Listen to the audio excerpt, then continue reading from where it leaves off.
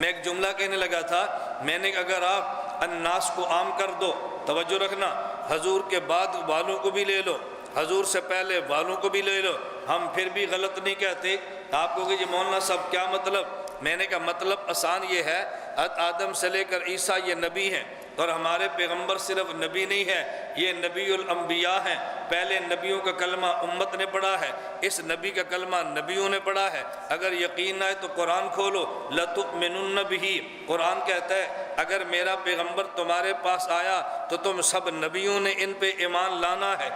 اخذ اللہ میثاق النبیین لما آتیتکم من کتاب و حکمہ ثم جاءکم رسول مصدق لما معکم لتؤمنن بہ، تم سب نے اس پہ ایمان لانا ہے۔ آپ پھر کہو گے کوئی ایسا دن دکھا سکتے ہیں، کوئی ایسا واقعہ بتا سکتے ہیں، کوئی ایسا خطہ دکھا سکتے ہیں جس پہ سارے نبیوں نے جمع ہو کے ہمارے نبی کا کلمہ پڑھا ہو؟ میں نے کہا جی ہاں ہم دکھا سکتے ہیں۔ وہ جی کون سی جگہ؟ اللہ کے پیغمبر مکہ سے چلے، بیت المقدس آئے، خدا نے سارے انبیاء کو بیت المقدس میں جمع کر کے ہمارے نبی کو امام بنایا، ان کو مقتدی بنایا۔ بھئی ان کو مقتدی بنایا، مصلی پہ کون؟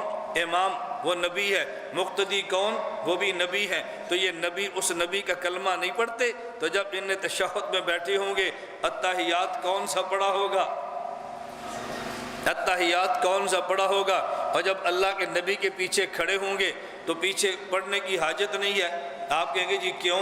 ہم نے کہا اس لیے وہ اللہ کے نبی کے پیچھے کھڑے ہیں، فاتحہ پڑھ لیتے، بھئی تب پڑھتے جب ان کو ملی ہو، پیچھے دوسری صورتیں پڑھ لیتے تب پڑھے جب ان کو باقی صورتیں ملی ہو۔ یہ بات تو سمجھ آئی ہے کہ پہلے انبیاء کو نہ قرآن ملا، نہ 114 صورتیں ملیں، نہ انہیں حضور کے پیچھے پڑھی۔ تو سوال یہ پھر پڑھی کس نے ہے؟ آپ کہو گے امام الانبیاء نے۔